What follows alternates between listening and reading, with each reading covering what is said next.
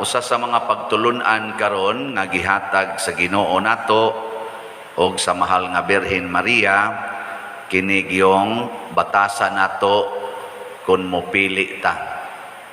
Kung kamoy papilion, hay may inyo ang bati o ang nindot. Kung kamo gyud papilion ba, ang bati o ang nindot? Kana. Kung kamoy papilion, hay may inyong pilion ang lami o ang way lami. Yun na itong normal. Hay may inyong pilion magkalisod-lisod o maharuhay. Hay may inyong pilion mangutang o mangayo. Di, oy mangutang. Dali ra mangutang, uwaw mo ng pangayo. Di kita ganahan ana. Kanabitang muratag mahimong ubos, mahimong magkalisod-lisod. Di kita ganahan.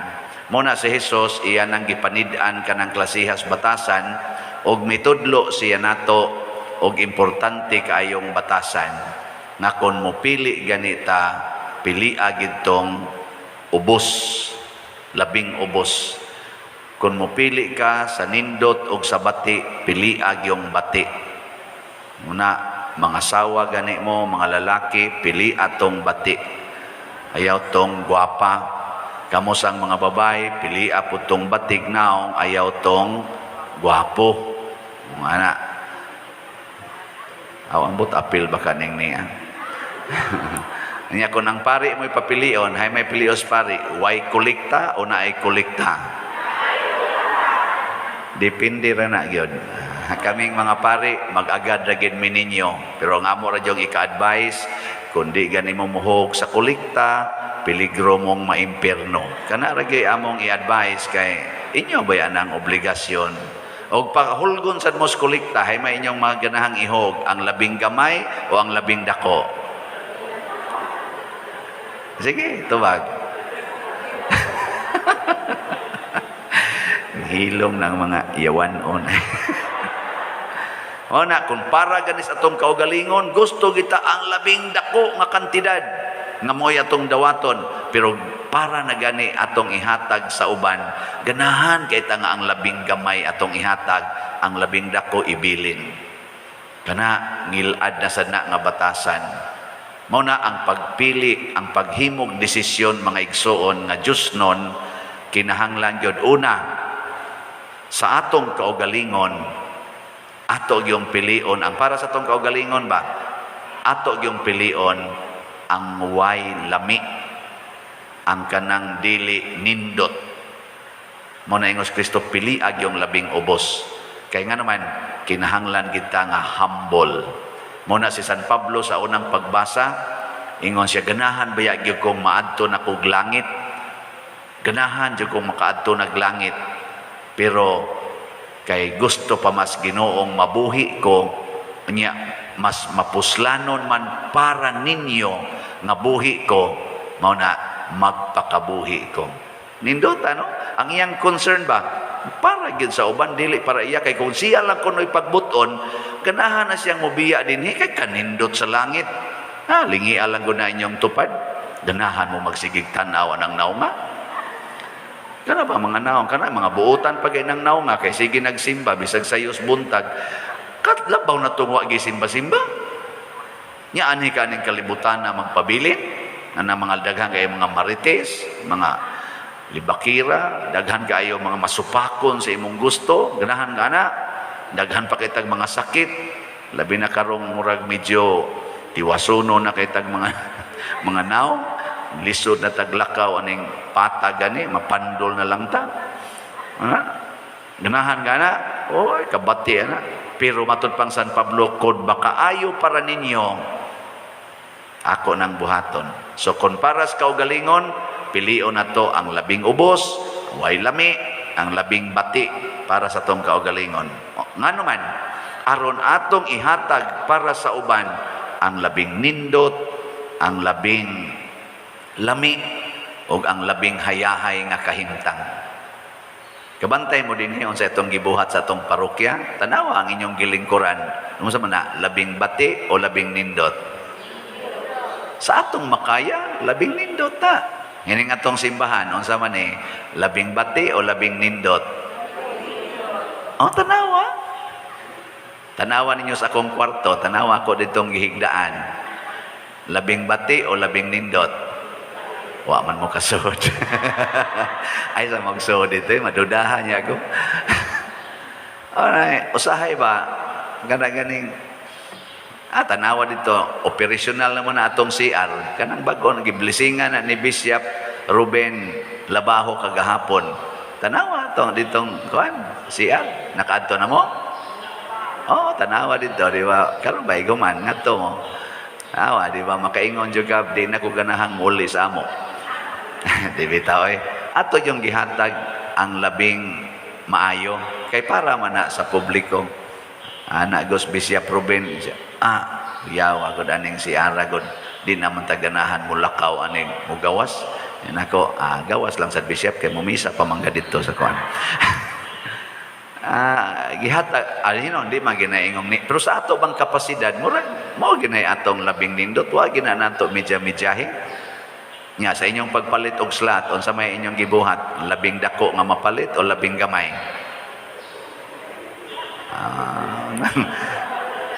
Ang ato rong halin sa atong karon na ba ni katapusan tong baligya aning MMTL, ang atong halin as of yesterday 4,391 na apay 609 nga nahibilin atong pakpakan 609 na lang. So ato na lang ning ilahos og baligya hangtod ugma. Palapaso na tog jutay sa ato dining pista. Siguro jud kung inyo ning hotdog palit, no? Karon og ugma. Nga i-final nato ni Quintada ini ka Miyerkules. Atong tanawon og mahurot magining niya. Pero karong adlaw ato nang i-distribute ang mga bugas, noodles ug uban pa. Nya na himo na sad ang dako natong kaning kalihukan, usas mga dakong kalihukan ang atong Grand Motorcade ug ang Pontifical Mass kagahapon dunay milagrong nahitabo. Ug unsa may milagro nakasaksi mo no? Nituang ang uwan. Samtang nagblessing ta dito, uwan pa kaayo. Samtang nagmisa ta diri, uwan pa kaayo. Pagdayong gawas sa atong Grand Motorcade, mituang ang uwan. Pakpakan na to ang Ginoo. Karon ni uwan na sad. Unyang hapon ighuman na sad sa atong kaning high mass, fiesta mass, mag-foot procession ta, libot ngadto. Sa inyong paminaw, muuwan o dili? Atong agdon ang mahal nga birhen. Dili makapausab sa atong hunahuna o sa atong pagtuo nga ang birhen pinaagi sa iyang mga kasuod sa Ginoo makahatag sa labing maayo para nato.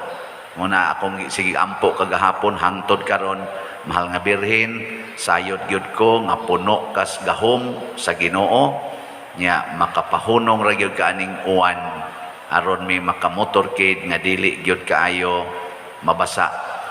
Apan bisan pagmuuan dili mausab ang akong pag-ila o pagtuo nga kaya ra gyud nimong patuangoning uwan. Ana mo na karon sa dinig foot procession nato ang ato sang ihangyo nga dili unta muuan pero muuan kay bawo kita nga ang birhen makahimo ra gyud pagpatuang sa uwan nya kay giuwan man padayon ta sa atong foot procession. Di ba? May na lang na kaysa maapil tas flash flood. Atong sakripisyuhan kay daghan ron sa atong kaigsuonan nga naigo nining kusog kaing mga uwan kalamidad nangamatay na. Luoy kayo. So ang ato na sang iampo para sa nangamatay nga unta madawat sila dito sa langit. Mapasaylo ang ilang mga kalapasan. Nya sa mga buhi pa makarecover unta sila naauntay healing ang ila karong gibati labi na gyud sa nawad-an sa mga mahal sa kinabuhi tungod ining kalamidad or nawagtangan sa ilang mga panginabuhian labi na sa mga mag-uuba, mga mangingisda, tungod ni ining maong kalamidad. Ang yawa, porti nagyong hatag o kalamidad sa kalibutan, natural o man-made. Nga naman, jutay nalay nag-ampo, jutay nalay suod ni Maria. Kamo, suod mo ni Maria? Kinsay suod din ni Maria, tasa kamo. Kung sama din mo uban, kontra? Di mo suod. Ako, nahimo kong pari tungod sa mahal nga birhen.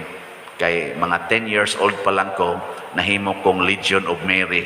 Ug hangtod karon kanang gugman ako sa Legion of Mary, naagid na. Nahimo kong Presidentes Curias Guadalupe, hangtod ni sulod ko seminaryo, hangtod na pari, kanunay kong spiritual director sa daghan mga presidya, mga curie ug senatos. Ana, munang naanan akong gugmaha. Wa ko ka-establish dinis ato kung tungod kay pag wap ako'y 1 year nag-lockdown man ta sa COVID. So karon kay open naman akong i-declare ni ining kapistahan sa mahal nga birhen sa Santo Rosario dinis atong parokya, musugod ta pagtukod og Legion of Mary nga presidya. Pakpak. Mo ginay inspirasyon sa birhen samtang nagrosaryo ta karon sa atong biblical rosary, tukura ang Legion of Mary para pagsagang nining daghang mga kalamidad sa kalibutan.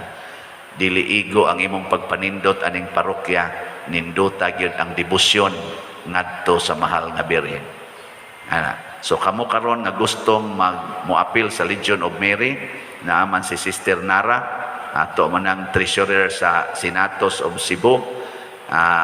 Pagbutang mo listahan, Sister Nara, dihas gawas, palista mo, ilista inyo mga ngan, butangi og contact number. Kay mag-schedule ta og orientation to start our Legion of Mary. Unsa man ang Legion of Mary? Sundalo ni Maria. Sundalo, makigubat sa espirituhanong gubat sa kalibutan. Tungod anang Legion of Mary na dasig kog eskwela, tungod anang Legion of Mary wa ko magbuhat anang premarital sex bisag daghan kog nauyab sa una. Nang proud ko bisag tigumon pa na nako sila tanan, tagsaon na ako pangutana unsa man nakabuhat ko ninyo premarital sex, mayong gina sila wa bitaw father. May untag na apato. Salamat yun. Di ba? Tungod na sa Legion of Mary. Karon mga batanon, wa na debosyon sa Legion of Mary, siging tinukhangay. Luoy kayo. Kana lang magbunyag ko panahon sa ato dinhing mga pistas, kapilya, o bisan dinis ato. Siyon na ka na magpabunyag, na po, kabuk, may lag na iduhang kinasal. Ang uban, wagi mga kasal. Nga anong nahitabo man na?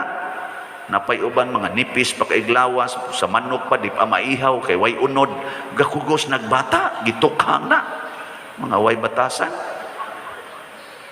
nga dili pa kuno ready botang nababaway kanang kanta-kanta dia mga youth man nato sus liwat pa lang ana ang tanang mga batanon nga mga buutan kaayo di mo to kana ba ana atong choir ba kamo na Holy Rosary youth choir. Mga buutan ka na sila, mga gwapa mga gwapo, pero wag na sila magbuhat ana. No? No? Ana? Isa ko no? Ana ko no? Wag kayo ni Isa. Muna resulta. So, ato nang iyampo, atong himuan o